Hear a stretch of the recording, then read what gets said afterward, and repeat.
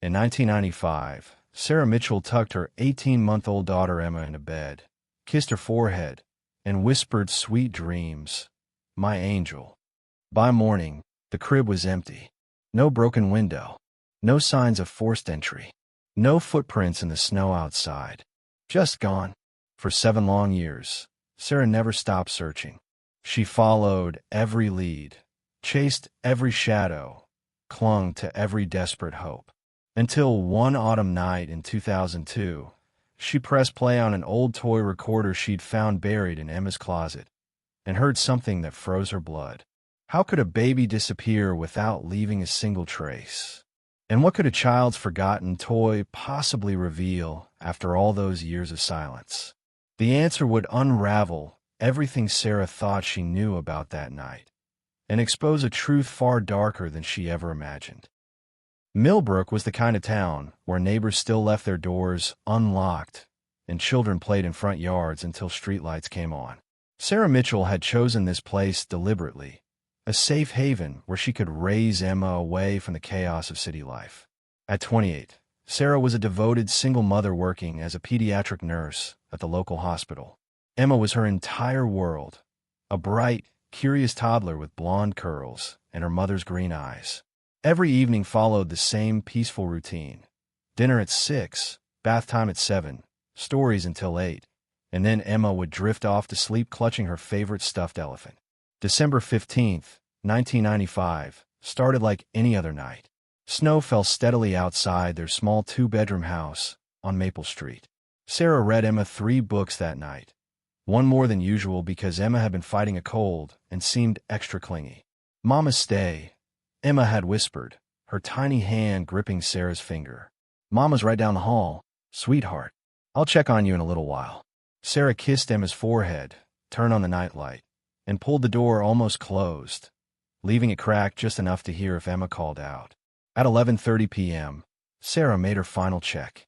Emma was sleeping peacefully, her breathing steady and quiet. The room felt warm and safe, filled with the soft glow of the butterfly nightlight. Sarah woke at 6:15 a.m. to an unusual silence. Emma was an early riser who typically called for Mama as soon as she opened her eyes. The house felt wrong somehow. Too quiet, too still. Walking down the hallway, Sarah noticed Emma's door was now completely closed.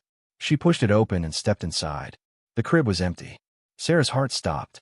She rushed to the crib, pulling back blankets, checking behind furniture, calling Emma's name with increasing desperation.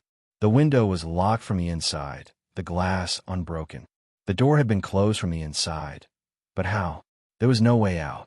But there was one small object the police would later overlook, a toy that had been accidentally knocked behind the dresser in the chaos. An object that wouldn't reveal its devastating secret until 7 years later. Within an hour, Millbrook police had transformed the quiet Mitchell home into a crime scene. Detective Ray Coleman, a 20-year veteran with kind eyes and careful hands, took charge of the investigation. "Mrs. Mitchell, I need you to walk me through everything, every detail, no matter how small," he said gently, watching Sarah's hand shake as she clutched a cup of cold coffee. The evidence, or lack thereof, baffled everyone. No signs of forced entry. No footprints in the fresh snow around the house. No witnesses, despite houses being close together on Maple Street. The window in Emma's room remained locked from the inside, its security latch undisturbed. "It's like she just vanished into thin air," whispered Officer Janet Mills to her partner. But neighbors began coming forward with strange details.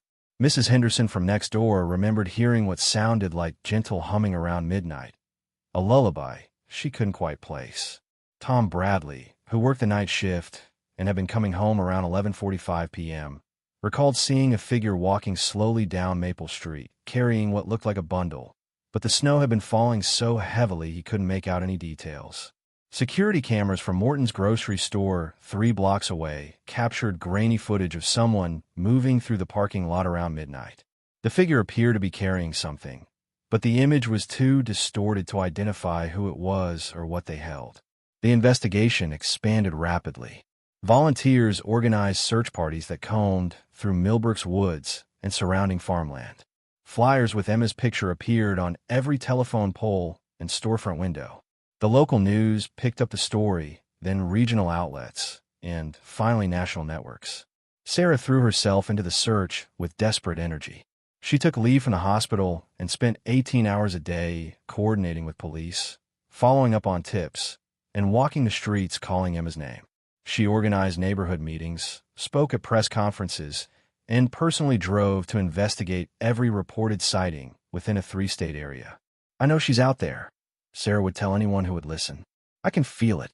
A mother knows." Emma's room remained exactly as it had been that night. Blankets still rumpled in the crib, toys scattered on the floor from Sarah's frantic searching. Sarah couldn't bear to change anything, clinging to the hope that Emma might somehow find her way home. The case garnered national attention when a psychological profile suggested the kidnapper might be someone Emma knew, someone she would have gone with willingly, which would explain the lack of struggle or crying that neighbors would have heard. Suspicion fell on everyone. Sarah's ex-boyfriend David, who had briefly lived with them earlier that year, her brother Michael, who had been struggling with addiction, even their friendly mailman, Jim Peterson, faced questioning after someone noted his unusual interest in Emma during his daily rounds. But no evidence pointed to any of them. Then, 2 years into the investigation, on a gray February morning in 1998, Sarah found something in her mailbox that changed everything. An unmarked envelope. No return address. Inside, a single piece of paper with 6 words written in block letters. "She's where you can't find her." The anonymous letter sent shockwaves through the investigation. Detective Coleman immediately ordered forensic testing. No fingerprints, no DNA, and handwriting analysis proved inconclusive. The paper was standard copy paper available at any office supply store. The pen appeared to be a common ballpoint, but the psychological impact was devastating. Someone was watching Sarah's pain, feeding off her desperation. Someone wanted her to know Emma was alive but unreachable. "This changes things," Coleman told Sarah in his office, the letter sealed in an evidence bag between them. "This suggests someone close to you, someone who knows how much you're suffering and wants to prolong it." Sarah began looking at everyone differently. Family dinners became exercises in suspicion. Did her brother Michael seem nervous when Emma was mentioned? Why did her former neighbor Jack Morrison, who had moved to another state just months after Emma's disappearance, avoid making eye contact during phone conversations? The letter created a rift between Sarah and her support system. She became convinced that someone in her inner circle was responsible, someone who had gained Emma's trust, someone who could walk into her home without arousing suspicion. David, Sarah's ex-boyfriend, bore the brunt of renewed scrutiny. Their relationship had ended amicably 6 months before Emma's disappearance, but he had kept a key to the house and occasionally stopped by to help with repairs. Police questioned him repeatedly, searched his apartment, and monitored his activities, but found nothing suspicious. "Sarah, you know I would never hurt Emma," David pleaded during one of their last conversations. "I love that little girl like she was my own." But Sarah couldn't shake the doubt. The letter had poisoned everything, making her question every relationship, every memory, every moment of trust she had ever shared. The investigation took on new urgency. Police expanded their search to include registered sex offenders in a wider radius, examined similar cases in neighboring states, and consulted with FBI behavioral analysts. But leads continued to run cold. For years after Emma's disappearance, a call came in from Phoenix, Arizona. A grocery store clerk was certain she had seen Emma, now 5 years old, with a man in the cereal aisle. She had the same blonde curls, the same green eyes, the clerk insisted. And when I said hello, she started to say something, but the man hurried her away. Sarah was on a plane within hours. She spent 3 days in Phoenix, working with local police, visiting schools and playgrounds, showing Emma's age-progressed photo to anyone who would look. The lead went nowhere, but it rekindled Sarah's hope and her obsession. By year 6, Sarah had followed similar leads to 12 different states. Each false alarm left her more exhausted, more desperate, and more isolated. Friends stopped calling. Family members suggested therapy. Colleagues whispered about her declining performance at work. Sarah began recording herself every night, setting up a small cassette recorder in her bedroom with the hope of catching any intruder who might return. She installed additional locks, security cameras, and motion sensors.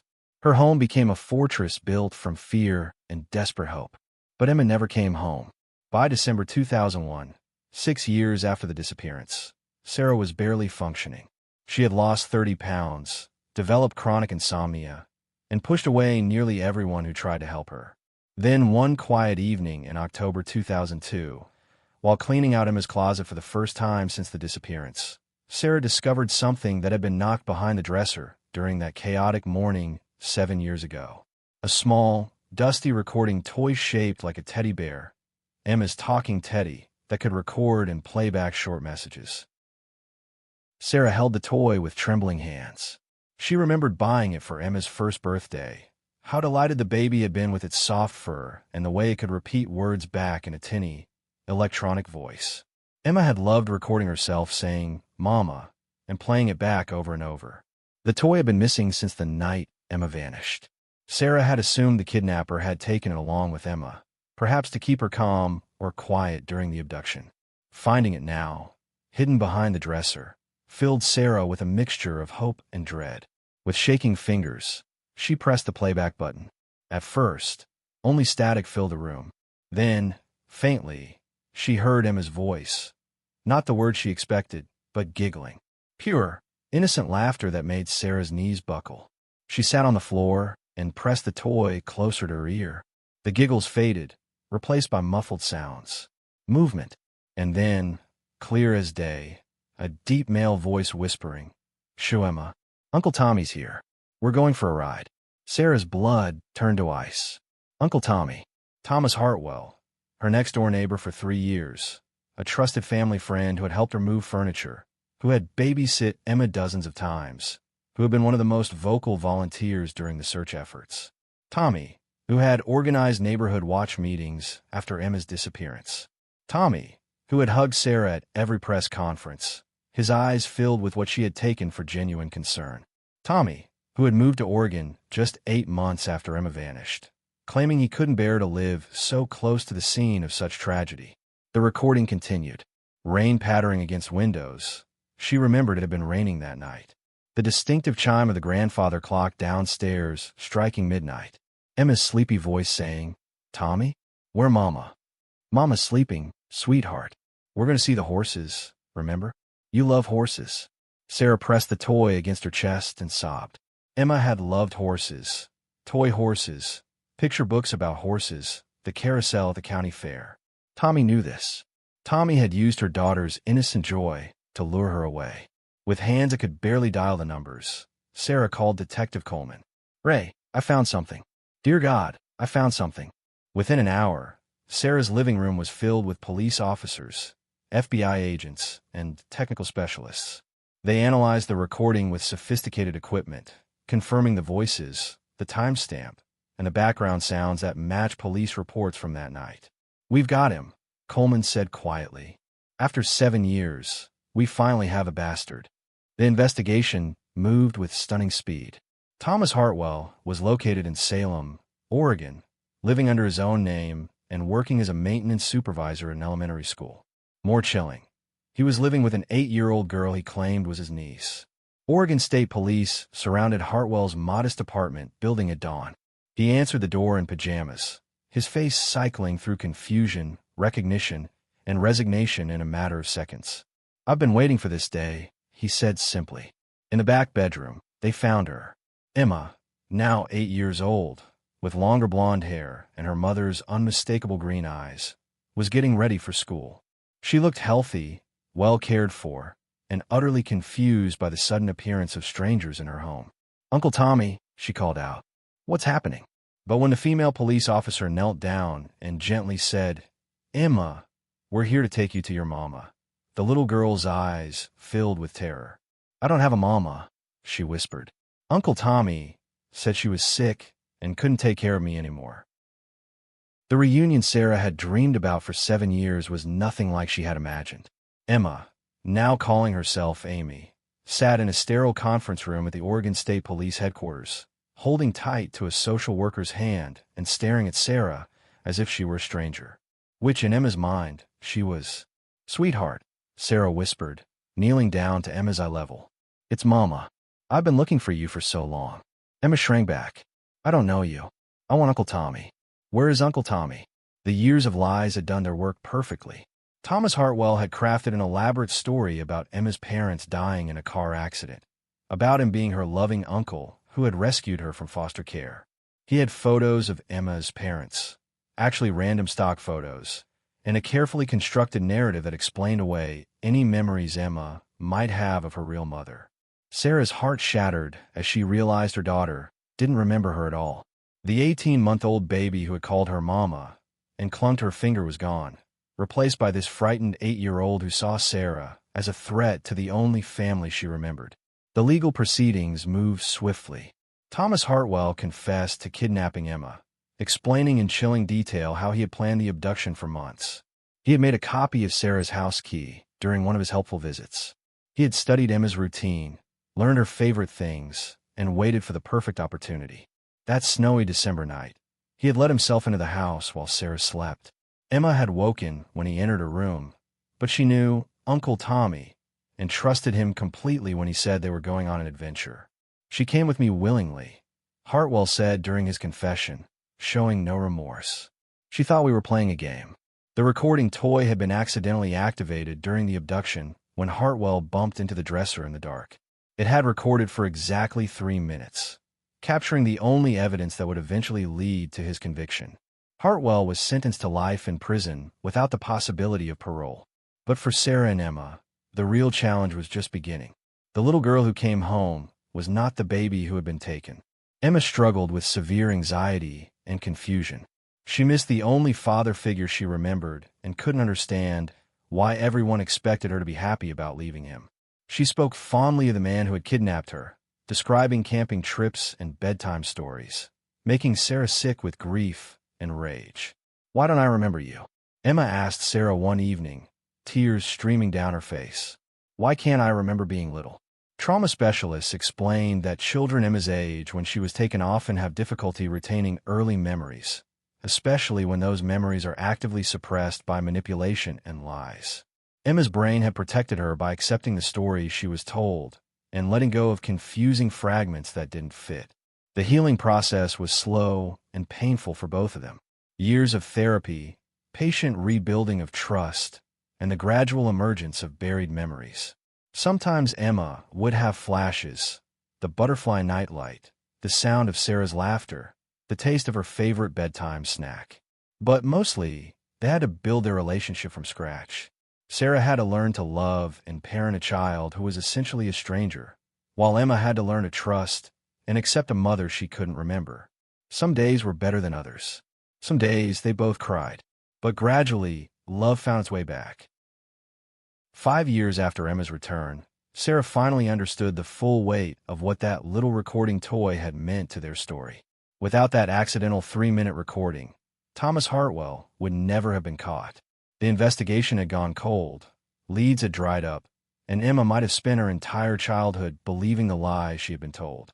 She might never have learned the truth about her real mother, her real identity, or the love that had never stopped searching for her. The toy that Emma had loved as a baby became the key that brought her home. Sarah kept the recording toy on a shelf in their living room now, not as a reminder of trauma, but as a symbol of hope. It represented the power of truth, the way love finds a way to survive, even in the darkest circumstances, and the importance of never giving up. Emma, now 13, sometimes held the toy and listened to her baby voice giggling on the recording. She couldn't remember making those sounds, but she knew they were hers.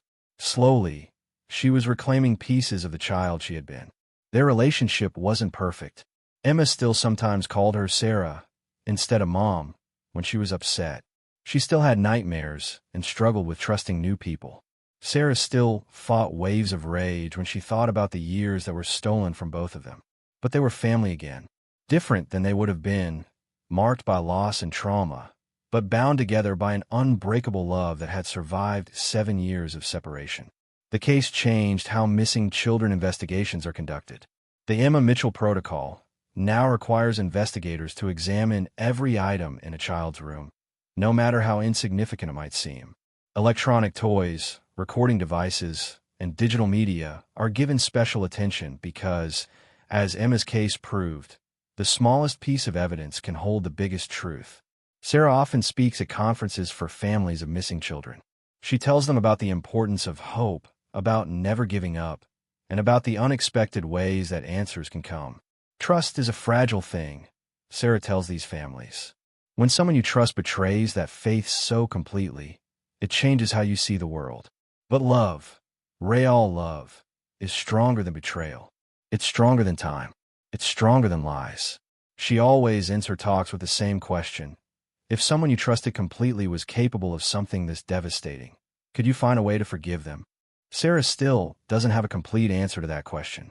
Some days, she thinks forgiveness is possible, that holding on to anger only gives Thomas Hartwell more power over their lives.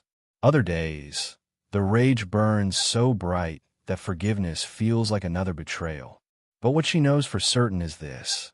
Love brought her daughter home. A mother's love, captured accidentally on a child's toy, preserved in 3 minutes of tinny audio that changed everything. Emma is home. The nightmare is over. And sometimes, in the quiet moments when Emma laughs or calls her mom, without thinking about it, Sarah hears echoes of that giggling baby from the recording. The sound of joy that refused to be silenced. The sound of a love that never gave up hope. Truth, it turns out, really is stranger than fiction. And sometimes, it hides in the most unexpected places, waiting 7 years for someone to press play. If this story moved you, if it made you think about the young people in your own community who might be vulnerable to predatory groups, then share it with someone who needs to hear it. Comment below and tell us, what would you do if someone you love vanished without a trace? How far would you go to bring them home? Subscribe for more true crime stories that matter, stories that remind us why we must never stop fighting for the missing, the lost, and the forgotten. Because sometimes, one person's refusal to give up can change everything. Thank you for listening, and remember, love is the most powerful force in the world, strong enough to reach across any distance, survive any separation, and bring even the lost souls home.